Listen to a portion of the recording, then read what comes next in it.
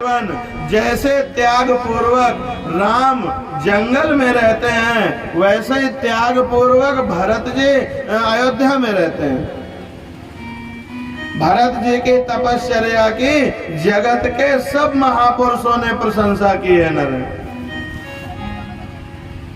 भरत भूमि कर्म भूमि है। इस कर्म भूमि में जैसे काम करोगे, जैसे कर्म करोगे, वैसे फल पाओगे। जैसा भाव अन्न के लिए तुम रखोगे, वैसे ही अन्न भी तुम्हारे लिए भाव रखेगा। अभिमान याद रखना मूर्खों को नहीं सताया करता। जिसके अंदर कुछ होता है, मैं बड़ा ज्ञानी हूँ, मैं बड़ा भगत हूँ, मैं बड़ा अधिकारी हूँ, मैं बड़े पद में हूँ, जो जिसके पास कुछ होता है नारायण, उसी को अभिमान सताता है। मूर्खों को काहे का अभिमान होगा? जिसे जगत मान और कीर्ति देता है, उसी को सताता है। मान के ही पीछे अभिमान खड़ा रहता है। लेकिन भरत जी ऐसे हैं जिन्हें कभी अभिमान छू नहीं सकता, जिन्हें कभी अभिमान छूता नहीं है। रामचंद्र जी का अवतार जो है नारायण, ये मर्यादा पुरुषोत्तम का है। कृष्ण का अवतार जो है, ये पुष्टि पुरुषोत्तम का है। राम की लीला में मर्यादा है, कृष्ण की लीला में प्रेम है नारायण।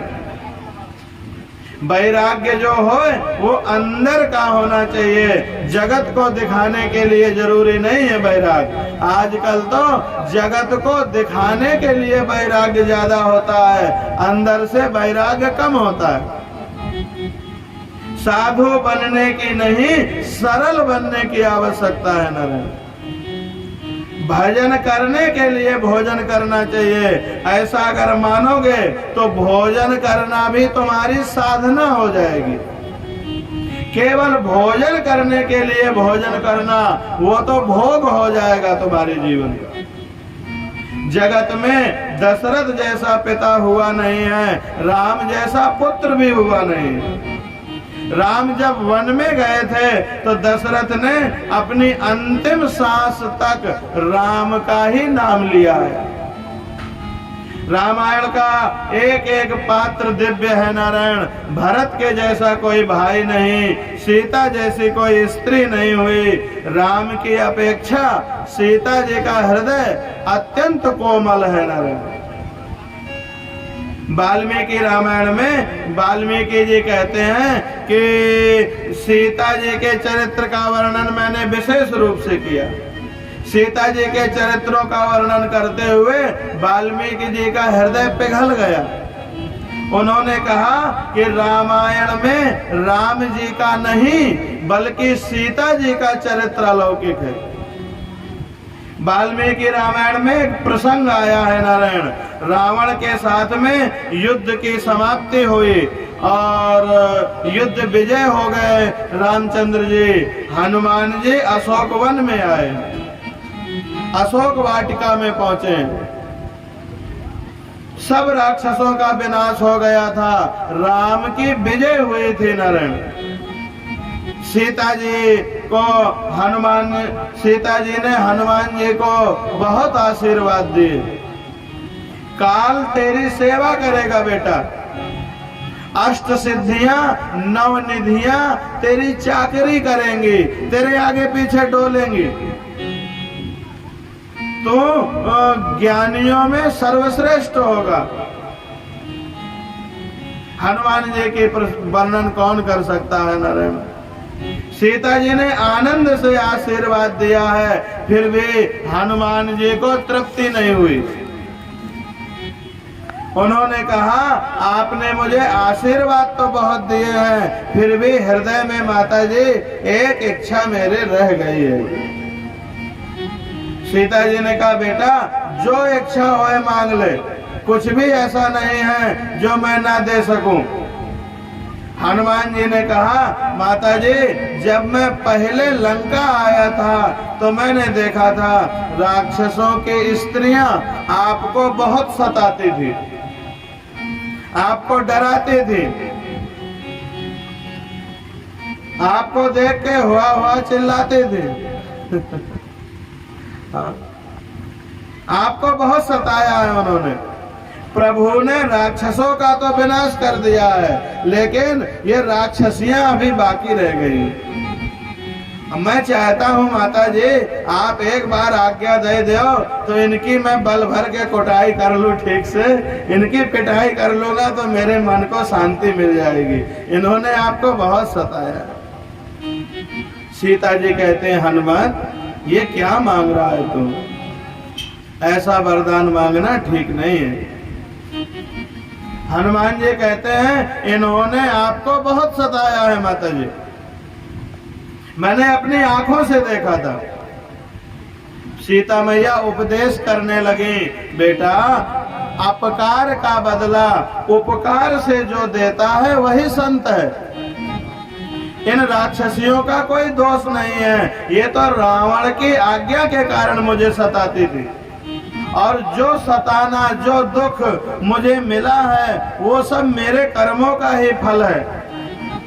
मैंने लक्ष्मण का अपमान किया, लक्ष्मण का अपमान करने के कारण मुझे दुखी होना पड़ा। मैं तो सोचती हूँ इन राक्षसियों को मैं वरदान दूं और अपने साथ अयोध्या लेके चलूं, और तू इन्हें मारने की बात करता है। ऐसा उदार हृदय है माता जी का, मैं तुझे इसकी अनुमति नहीं दूंगी। तो राम का चरित्र आदरणीय है, लेकिन सीता का चरित्र उससे भी ज्यादा रहस्यपूर्ण और आदरणीय है। दशरथ रामचंद्र जी, विश्वामित्र जी रामचंद्र जी को मांगने जब गए हैं तो दशरथ कहते हैं, तुम दोनों को विश्वामित्र के यज्ञ की रक्षा के लिए जाना है। राम कहते हैं, पिताजी जैसे आपकी आज्ञा। राम लक्ष्मण तैयार होकर के नारायण माता कौशल्या से आशीर्वाद लेने के लिए गए। कौशल्या ने भी पिता की आज्ञा का पालन करने के लिए कहा। नारद जी ने पहले कौशल्या मैया को बता दिया था, आपके बच्चों का लगन होने वाला है। विश्वामित्र जी आएंगे और अपने साथ ले जाएंगे और आपके बेटों का ब्याह हो जाएगा, सुंदर सुंदर बहू आ जाएगी घर में। जिस समय विश्वामित्र के साथ राम लक्ष्मण चल दिए, उस समय वो अत्यंत शोभायमान हुए हैं नारायण। विश्वामित्र का तात्पर्य है, विश्वामित्र माने विश्व भर का मित्र। विश्वस्य मित्रः सा विश्वामित्र। विश्वामित्र ने आशीर्वाद दिया। विश्व जिसका मित्र है वही विश्वामित्र है। जगत का मित्र है जीव, मनुष्य, मनुष्य अर्थात जीव। जीव मित्र बनता है तो शब्द ब्रह्म उसके पीछे पीछे दौड़ता है। जीव जीव का शत्रु ना बने नारायण, जीव जीव का मित्र बने। मित्र बनना माने भला करने की भावना। जीव जीव का बुरा करने की ना सोचे, जीव जीव का भला करने की सोचे। और जब आप दूसरे का भला करने की सोचते हो तो समझो आप विश्वामित्र हो, और विश्वामित्र के पीछे पीछे राम लक्ष्मण रहते हैं। विश्वामित्र के पीछे ब्रह्म चलता है नारायण। अगर तुम किसी की सहायता करते हो तो परमात्मा तुम्हारे पीछे खड़ा रहता है। तुम जगत के मित्र बनोगे तो राम लक्ष्मण तुम्हारे पीछे पीछे आएंगे। राम ही परब्रह्म है, राम परब्रह्म है, लक्ष्मण शब्द ब्रह्म है। शब्द ब्रह्म के बिना परब्रह्म प्रकट नहीं होता। विश्वामित्र के पीछे पीछे राम लक्ष्मण चल दिए हैं। मार्ग में परमात्मा ने ताड़का का उद्धार किया है। विश्वामित्र ने राम लक्ष्मण को बला और अति बला नाम की विद्याएं सिखाई हैं। इन विद्याओं का ऐसा प्रभाव है, जो कोई ये विद्या जान लेता है उसे भूख प्यास नहीं सताती न। वे सब आश्रम में आए हैं। राम ने विश्वामित्र जी से कहा, गुरुजी आप यज्ञ का आरंभ करो, हम आपके यज्ञ की रक्षा करेंगे। यज्ञशाला के बाहर राम लक्ष्मण खड़े हुए हैं, धनुष बाण लेकर के। अंदर बैठ के विश्वामित्र जी यज्ञ करते हैं। भगवान कहते हैं, जब जीव मेरे दर्शन के लिए आता है तो मैं उसको खड़ा होकर दर्शन देता हूं। भगवान खुद जीव से मिलने के लिए आतुर है नारायण। ध्यान देना, राम चाहे खड़े हों, राम चाहे बैठे हों, राम चाहे अपने घर में हों, धनुष बाण अपने साथ लिए रहते हैं। ये धनुष बाण क्या है जो भगवान हमेशा लिए रहते हैं? अब राज दरबार लगा है, बाहर सेना खड़ी है, फौज खड़ी है, और वहां भी धनुष बाण लिए बैठे हैं भगवान। राम चाहे अंतःपुर में होए, उनके हाथ में धनुष बाण होते हैं। धनुष बाण के बिना राम की कल्पना नहीं की जा सकती।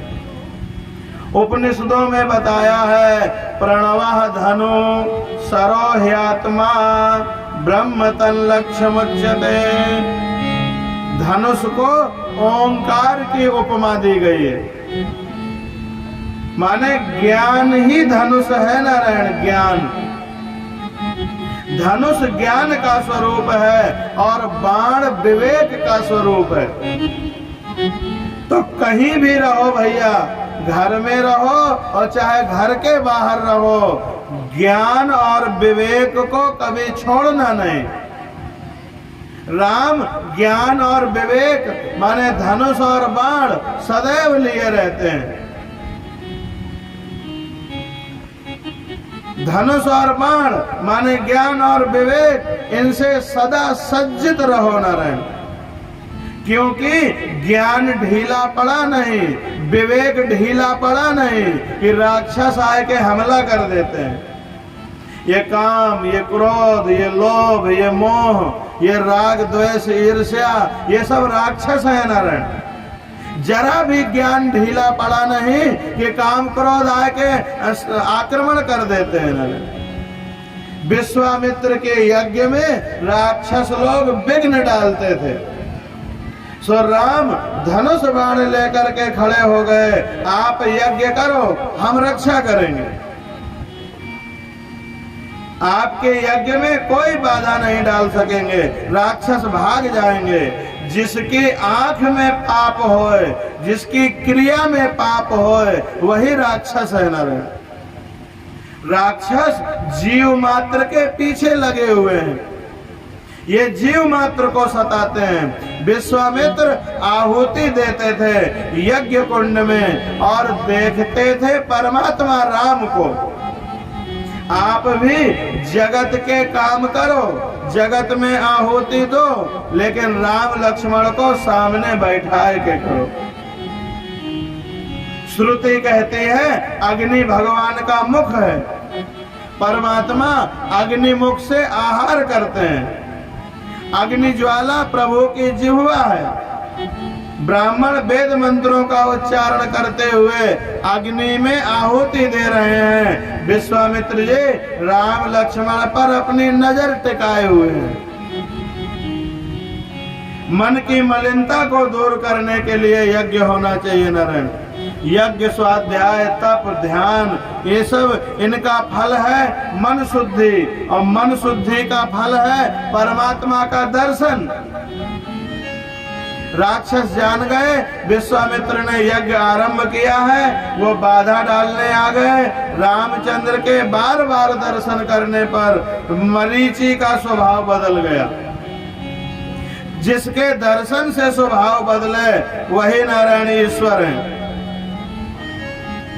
मरीचि ने सोचा इस यज्ञ में विघ्न करना ठीक नहीं है।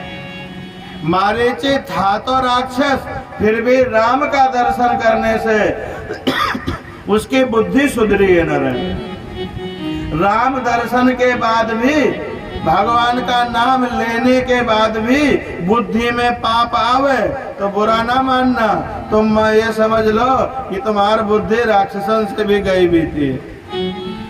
रोज रामायण पढ़े, रोज देव दर्शन करे और फिर भी जीवन में संयम ना आवे, फिर भी जीवन में सदाचार ना आवे, फिर भी जीवन में सरलता ना आवे, तो अब मानो मारीच से भी गए बीता जीवन है वो।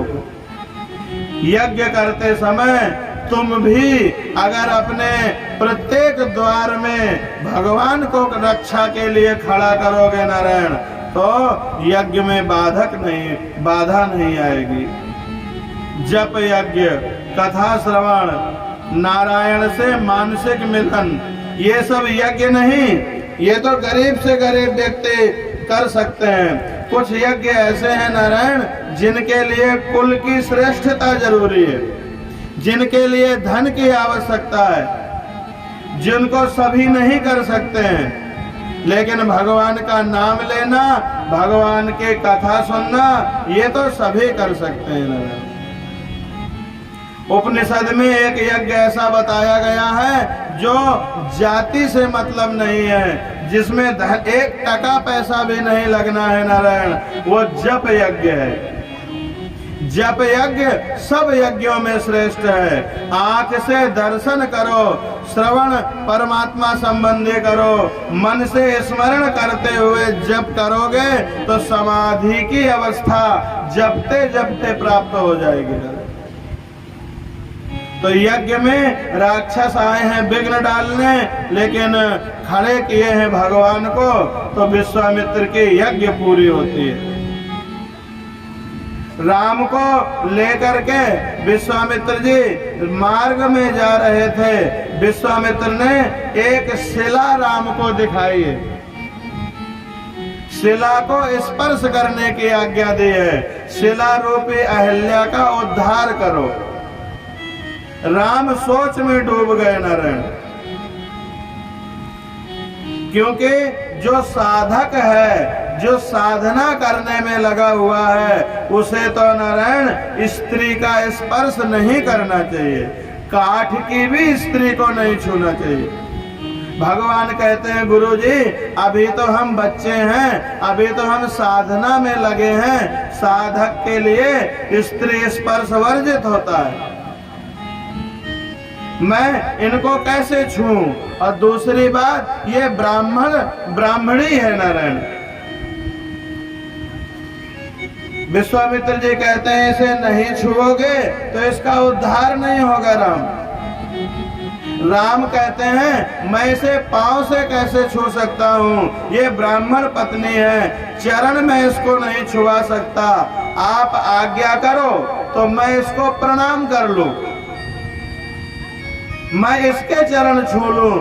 विश्वामित्र जी कहते हैं प्रणाम करने से इसका कुछ नहीं होगा, जब तुम्हारे चरण इस शिला में स्पर्श होंगे तब इसका उद्धार होगा। राम कहते हैं मैं चरण से भी स्पर्श करूंगा तो पाप का भागी होऊंगा। राम पाप से डरते हैं। संसार में बहुत सारे लोग ऐसे हैं जो राम से डरते हैं। लोग कहते हैं, बड़े छाती फुला के कहते हैं लोग, हम भगवान के अलावा और कहूं से नहीं डरते। उनसे पूछो कहा भगवान के सींग निकले हैं जो उनसे डरते हो? भगवान कौन भूत परे थे जो उनसे डरते हो? भगवान से डरने की क्या जरूरत पड़ी है? अरे भगवान से प्रेम करो नारायण। भगवान प्रेम करने के लिए है, डरने के लिए नहीं है। अगर डरना है तो पाप से डरो, पाप से। डरने लायक पाप है, पाप बहुत भयंकर होता है, बड़ा बीभत्स होता है, पाप से डरना चाहिए। भगवान से क्यों डरना? भगवान से तो प्रेम करो।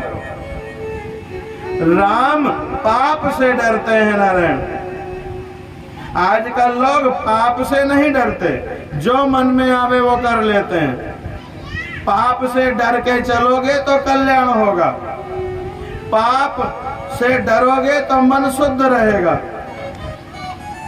भगवान कहते हैं मैं पर स्त्री को वंदन करता हूं, मैं उसको चरण से कैसे छूऊंगा? मैं स्पर्श नहीं कर सकता। राम पर स्त्री का और सीता पर पुरुष का मुख नहीं देखते, स्पर्श नहीं करते ना। राम ने अहल्या का चरण से भी स्पर्श नहीं किया। बहुत सारे विद्वानों और कवियों का ऐसा मानना है। बहती हुई हवा में राम ने अपना चरण उठाया है, और चरण जब ऊपर उठाया है नारायण, तो राम के चरणों की धूल उड़ करके और शिला में लगी है जाके। शिला अहल्या बन गई है। राम के चरण की रज में ऐसी शक्ति थी कि अहल्या का उद्धार हो गया है। अहल्या अर्थात बुद्धि, काम सुख का विचार करने वाली जो बुद्धि है वो जड़ है नारायण, वो तो पत्थर की तरह है। काम सुख का विचार करने वाली बुद्धि वो पत्थर जैसी है। जब कोई सतगुरु मिलते हैं, जब कोई संत महात्मा मिलते हैं, तभी पत्थर जैसी जड़ बुद्धि भी प्रभु चरण से जागृत चेतना बन जाती है। वो अहल्या सुंदर स्त्री, दिव्य स्त्री के रूप में प्रकट हो गई। अहल्या बुद्धि राम चरण के रज से शुद्ध हुई, सचेतन बनी है नारायण। प्रभु से प्रार्थना की, मेरे पति ने मुझे श्राप दे के ठीक किया था। जब श्राप दिया था तो मुझे बहुत कष्ट हुआ था, मैं बड़ा दुखी हुई थी, लेकिन आज मुझे लगता है मेरे पति ने मेरे ऊपर कृपा की। अगर उन्होंने मुझे श्राप ना दिया होता तो मैं आपका दर्शन ना कर पाती। उसी समय गौतम ऋषि भी वहीं आ गए नारायण। राम से कहा, मेरी पत्नी का आपने उद्धार किया है, मैं आपको आशीर्वाद देता हूँ, आपको बहुत सुंदर, बहुत सुशील और परम पतिव्रता पत्नी मिलेगी। गुणवती कन्या के साथ विवाह होगा। और फिर विश्वामित्र जी के साथ राम परमात्मा जनक जी के सभा में गए हैं। इन कुमारों को देख करके जनक सोचने लगे कि ये ऋषियों के बालक हैं या राजकुमार हैं। विश्वामित्र जी के साथ आए हैं, महात्मन वाले कपड़ा पहने हैं, ये ऋषि बालक हैं या राजकुमार? विश्वामित्र जी कहते हैं, जनक जी आप तो महाज्ञानी हैं, आप स्वयं निर्णय करो ये कौन है। जनक का एक नाम विदेह है नारायण। जो शरीर रहते ही मुक्त हो गया उसे विदेह कहते हैं, जो जीते जी मुक्त है। जनक तो सुखदेव जी के भी शिक्षा गुरु है। जो ब्रह्मानुभव में जो विषय रस भूल जाए वही ज्ञानी है। आसक्ति और अभिमान जीव को बांधे रहते हैं नारायण। ज्ञानी इन दोनों का त्याग कर देते हैं। ज्ञानी किसी भी विषय में आसक्त नहीं होते। जनक जी ने राम लखन को थोड़ी गौर से देखा है। वैसे तो वो किसी को गौर से नहीं देखते थे, लेकिन राम लक्ष्मण को उन्होंने त्राटक किया है, गौर से देखा है नारायण। ये परब्रह्म है। इन कुमारों को देख के इनके प्रति मेरा मन आकर्षित हो रहा है। मेरा मन ईश्वर के सिवाय कहीं और आकर्षित नहीं हो सकता। ये अवश्य ईश्वर है। वहां से गोदावरी नदी के किनारे पर आए। फिर वहां पंच भगवान परमात्मा राम जनक जी के यहाँ राम है, ब्रह्म है, ये देखा। और फिर विवाह हुआ है नारायण धनुष तोड़ करके। और विवाह के उपरांत अयोध्या आए हैं। और बाद की कथा आपको पता ही है। वहाँ से फिर कैकेयी के वरदान मांगने पर भगवान जंगल वन को जाते हैं। वहाँ से गोदावरी नदी के किनारे आए हैं। वहाँ फिर पंचवटी में निवास हेतु अपना आश्रम बनाया है। पंचवटी का अर्थ है 5 प्राण, माने परमात्मा पांचों प्राणों में विराजमान है। पंचवटी संसार अरण्य में भटकने वाले को वासना रूपी सूर्पनखा मिलती है। तो उसी जंगल में एक सूर्पनखा आई है नारायण, जो जगह जगह भटकता रहता है संसार, वहाँ वासना अर्थात सूर्पनखा सताती है। राम तो वासना की तरफ देखते भी नहीं है। सूर्पनखा ये मोह का रूप है। सूर्पनखा रावण की बहनी है। वो राम के पास आई और कहने लगी मैं कुंवारी हूँ और मेरा मन आप में ही खो गया है, मैं आपसे विवाह करना चाहती हूँ। सूर्पनखा काम वासना है नारायण। सूर्पनखा कहते हैं मैं कुंवारी हूँ। रामचंद्र जी कहते हैं जैसे तू है वैसे मेरा भाई भी कुंवारा है, उसके पास जा, मैं तो एक पत्नी व्रत का पालन करता हूँ। सूर्पनखा आग बबूला हो जाती है नारायण। वासना भी सूर्पनखा की तरह होती है। पहले तो सुंदर लगती है, लेकिन उसका वास्तविक रूप जब सामने आता है और जीव फंस जाता है, आरंभ में सुकुमार लगती है, उसकी पकड़ से छूटना आसान नहीं है। लक्ष्मण जी ने सूर्पनखा के नाक कान काट के रख दिए नारायण। वो रोती हुई रावण के पास गई। रावण ने पूछा क्या हुआ? सूर्पनखा बताती है दशरथ के 2 पुत्र पंचवटी में रहते हैं, उनके साथ एक सुंदर स्त्री है। उस सुंदर स्त्री को मैं तुम्हारे लिए लाना चाहती थी, लेने गई तो मेरी नाक कान कट गए। रावण उसे सांत्वना देने लगा। इधर रामचंद्र जी ने सीता जी से कहा सीते अब लीला का समय आया है, तुम अग्नि में वास करो।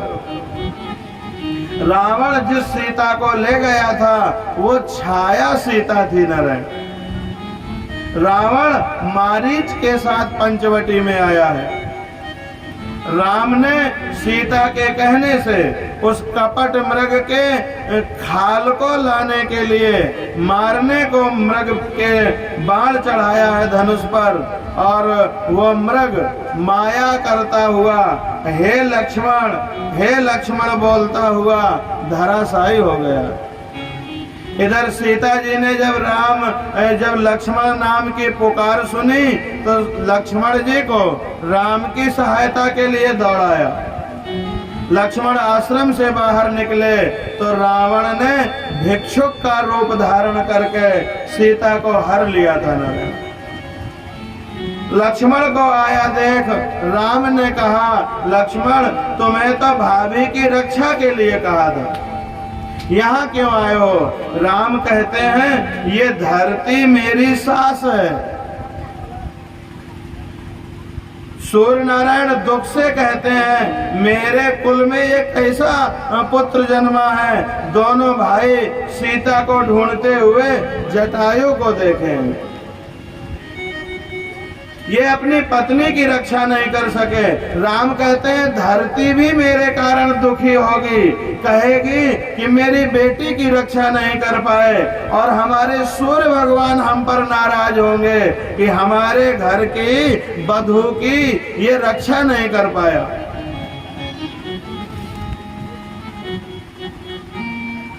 ये हमारे वंश में कैसा कुपूत आ गया, ऐसा राम कहते हैं नारायण। दोनों भाई सीता को ढूंढते हुए और जटायु को देखे हैं। जटायु ने कहा रावण ने ही ये दशा की है मेरी, और दक्षिण दिशा की ओर वो सीता जी को लेके गया है।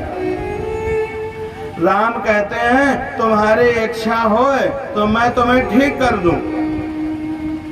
गीत कहता है नारायण इतना अच्छा मौका दोबारा नहीं आएगा, मुझे मरने के बराबर कष्ट तो रावण दे ही चुका है। आपकी गोद में मैं बैठा हूँ, सो किसी समय मेरा शरीर छूट जाए, इससे बड़ी गति मेरी और क्या होगी। तो गिद्ध की देह छोड़ दी नारायण। शिवजी पार्वती से कहते हैं पार्वती वो लोग सच में बहुत बड़े दुर्भागी हैं जो हरि को छोड़ के सांसारिक विषयों को प्रेम करते हैं। वहां से भगवान सबरी की कुटिया में आए हैं। ये सबरी पिछले जन्म में एक किसी राजा की रानी थी। वो धन से तो सेवा करती थी नारायण, लेकिन तन से उसने कभी किसी की सेवा नहीं की थी। एक समय वो प्रयागराज गई, वहां महात्माओं से मिलना हुआ उसका।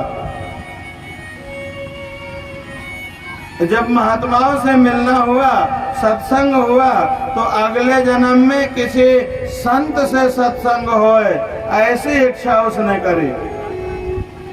त्रिवेणी में ही उसने आत्म विसर्जन कर दिया। वही रानी जो है वो भील जाति में सबरी के रूप में जन्म ली है नारायण।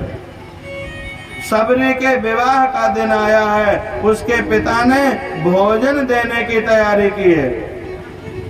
बहुत सी बकरियां लाई गई हैं नारायण, जिनके मांस का उपयोग करना था। सबरी ने सोचा मेरे कारण इतनी हिंसा होगी, ऐसा नहीं होना चाहिए। आधी रात को वो घर से चली गई, पंपा सरोवर के किनारे आई, मतंग ऋषि के आश्रम के निकट रहने लगी। मतंग ऋषि ने उससे पूछा तो किस जाति की है? सबरी ने सच्ची सच्ची बात बता दी। मतंग ऋषि ने सोचा कि ये हीन जात की है, लेकिन इसके कर्म हीन नहीं है। जिस मार्ग से साधु महात्मा स्नान करने जाते थे, उस मार्ग की सफाई रात में उठ के सबरी कर देती थी। कोई जान भी नहीं पाता था कि रास्ता किसने बुहारा। ऋषि ने कहा अब तो दिन में सेवा किया कर, जो तेरे लायक है वो तो किया कर। उसको आशीर्वाद दिया, तेरी कुटिया में रामचंद्र का आगमन होगा। सबरी को श्रद्धा थी, मेरे गुरु ने कहा है राम आएंगे। वन से बेर के फल लेके आते थे, सारा दिन प्रतीक्षा करते थे और शाम को फिर खा लेती थी। सभी स्थानों में जो मुझे ढूंढता है, भगवान कहते हैं मैं उसको ढूंढा करता हूँ। सबरी ने हर जगह भगवान को ढूंढा था। आज सबरी का पता पूछते पूछते राम सबरी के कुटिया में पहुंचे। सबरी उस समय राम मंत्र का जाप कर रहे थे। सबरी बेर ले आई और खिलाई नारायण, राम और लक्ष्मण को भी दी। दासोहम के बाद सोहम आता है नारायण। ज्ञानी लोग भी पहले दास्य भाव रखते हैं, और जब दास्य भाव से खूब सेवा करते हैं तो एक दिन सोहम का भाव आ जाए। दासोहम में भी सोहम छिपा है। राम रावण का युद्ध हो रहा था जानकी को लेकर के। बहुत सारी सेना मारी गई है। कुंभकर्ण ने रावण को समझाया है, तू राम का रूप बना के सीता के पास जा। राम का रूप बना के सीता के पास जाएगा तो तेरी इच्छा पूरी होगी, सीता तेरी तरफ देखेगी। रावण से पूछा है कुंभकर्ण ने, तो राम का रूप बना के गया था, सीता जी ने तेरी तरफ देखा कि नहीं देखा? रावण कहता नहीं। कुंभकर्ण कहता है तुम अपनी माया से राम का रूप धारण करके सीता के पास जा, तुझे राम मान लेगी, तेरे बस में हो जाएगी। रावण कहता है भैया राम के रूप में न जाने कौन सी जादू है, मैं राम का रूप धारण करता हूँ और राम का जैसे रूप बनाता हूँ और फिर मेरा सीता के पास जाने का मन ही नहीं होता। मैं राम का रूप धारण करने के लिए जब राम के रूप का विचार करता हूँ तो तुरंत मेरा मन बदल जाता है, मुझे सीता माता जैसी दिखने लगती है। मैं जब राम का रूप माया से धारण करता हूँ तो सीता मुझे माता के रूप में दिखाई देती है। मेरे मन में काम भाव रह ही नहीं जाता बिल्कुल। कुंभकर्ण कहने लगा भैया राम का मायावी रूप राम का झूठा रूप तेरे काम को मार देता है। जिनका नकली रूप इतना प्रभावशाली है तो उनका मूल रूप कितना प्रभावशाली होगा। निश्चित ही राम ईश्वर हैं। राम के साथ बैर मत करो। राम के साथ बैर करना ठीक नहीं। विभीषण की भांति राम की भक्ति करो। रावण कहता है मैं राम की भक्ति करता हूं। कुंभकर्ण राम की भक्ति मैं भी करता हूं, लेकिन वो भक्ति मैं किसी को दिखाता नहीं हूं। अगर मैं भक्ति करूंगा तो अकेला ही मेरा कल्याण होगा, और मैं अगर शत्रु भाव रखूंगा तो मेरे पूरे वंश का कल्याण हो जाएगा। ये सभी राक्षस तामसी हैं। तामसी होने के कारण इनके अंदर प्रेम, भक्ति और भजन करने का स्वभाव नहीं है। ये जप, तप, ध्यान, सेवा, पूजा नहीं कर सकते हैं नारायण। अब जो को न कर पावत हो वो समझ ले कि वही रावण के वंश का है। रामचंद्र के साथ शत्रुता होगी तो युद्ध होगा, और युद्ध होगा तो पहली बात तो राम का प्रत्यक्ष दर्शन होगा, और राम दर्शन से हम सभी का उद्धार हो जाएगा। सीता जी ने अपने पति देव से कहा मैं सेवा करूंगी, हनुमान जी आप मना करें। तो राम रावण युद्ध हुआ। सीता जी को लेकर के राम पुनः लौट आते हैं नारायण। और जब अयोध्या लौट आए हैं तो फिर आपस में भगवान की सेवा करने के लिए अयोध्या में झगड़ा होता है। सीता जी ने अपने पति से कहा अब मैं आपकी सेवा करूंगी। हनुमान जी ने आपकी बहुत दिन सेवा करी है, इनको आप मना कीजिए। रामचंद्र जी कहते हैं हनुमान को सेवा का मौका देना ही पड़ेगा, ये बिना सेवा के रह नहीं सकता। और इसने आज तक मेरी बड़ी सेवा की है। अगर सीता के मिलने से हनुमान को हम दूर कर देंगे तब तो ये हनुमान के साथ जो है नारायण ये इंसाफ नहीं होगा। मैं हनुमान का ऋणी हूँ। प्रभु को दुख हुआ कि लोग हनुमान जी को पहचानते और समझते नहीं। सेवा और स्मरण के लिए ही जो जीता है वही सच्चा भक्त है नारायण। भेष से भक्त होना, भेष से भगत कहलाना ये कठिन नहीं है नारायण, लेकिन हृदय से भक्त होना ये बड़ा कठिन है, बड़ा कठिन। 2-4 दिन तो सेवा पूजा कर देंगे, लेकिन सेवा पूजा से मन ही ना भरे। कितने लोग जो हैं एक आध दिन बड़े शौक से पांव दबाते हैं और फिर सोचते हैं हमें ना को है तो ज्यादा अच्छा है। 2-4 दिन मन करते हैं, इसके बाद भागने का मन होने लगता है फिर।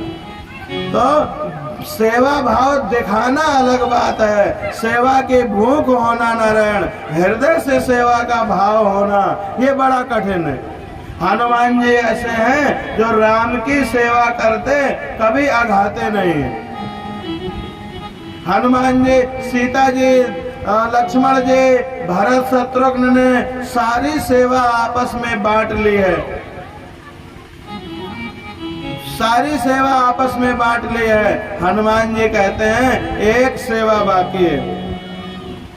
राम जम्हाई लेंगे तो चुटकी कौन बजाएगा? जम्हाई आने पर चुटकी बजनी चाहिए, नहीं तो आयुष्य का नाश होता है। सीता जी कहती हैं अच्छा तो ये सेवा तू करना। फिर हनुमान जी आज तक दास भाव से रामचंद्र जी के चरण को निहारते थे नारायण, चरण आश्रित रहते हैं। अब माता जी की आज्ञा के कारण अभी तक तो चरण निहारते थे, अब हनुमान जी भगवान का मुंह ताकते रहते हैं बैठे बैठे। भगवान को जम्हाई आवे और हम उनके जम्हाई में चुटकी बजावें, भगवान का नाम लें। रामायण श्री राम का स्वरूप है नारायण। रामायण का एक एक कांड रामचंद्र जी का अंग है। बाल कांड श्री राम का चरण है। अयोध्या कांड श्री रामचंद्र की जंघा है। अरण्य कांड श्री राम का उदर है। किष्किंधा कांड श्री राम का हृदय है। सुंदर कांड श्री राम का कंठ है। लंका कांड श्री राम का मुख है और उत्तर कांड श्री राम का मस्तक है नर। रामचरित मार्गदर्शक है। रामायण से सभी सीख मिलती है। अपना मन कैसा है यह जानना है तो रामायण पढ़ो। जैसे शीशा देखा जाता है, कहीं मुंह में कुछ गंदगी तो नहीं लगी, और लगी हो तो हटा लेना चाहिए। ऐसे ही रामायण पढ़ो नारायण, और देखो झांक के अपने जीवन में, हमारे जीवन में कोई कमी त्रुटि तो नहीं है। रामायण का मनन करने से उसमें अपना मन दिखाई देगा और मन सुधरेगा तो आपका कल्याण हो जाएगा। आइए 2 बार भगवान नाम कीर्तन करें। यहाँ रामायण पूरी होती है। थोड़ी सी बाल लीला कह के फिर आरती करेंगे। पापियों के नाश को, पापियों के नाश को, धर्म के प्रकाश को, धर्म के प्रकाश को, राम जी की सेना चली, राम जी की सेना चली, राम जी की सेना चली, राम जी की सेना चली। हर हर महादेव, हर हर महादेव, हर हर महादेव, हर हर महादेव। पापियों के नाश को, पापियों के नाश को, धर्म के प्रकाश को, धर्म के प्रकाश को, राम जी की सेना चली, राम जी की सेना चली, मेरे राम जी की सेना चली, राम जी की सेना चली।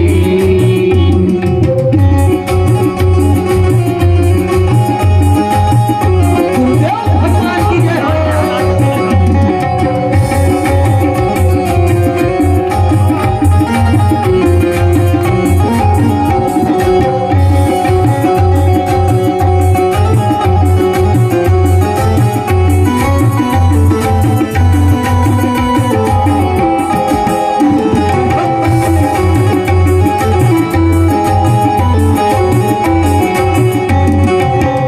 शहीद करेंगे धरती ये प्रण है श्री राम का, ये प्रण है श्री राम का। जब तक का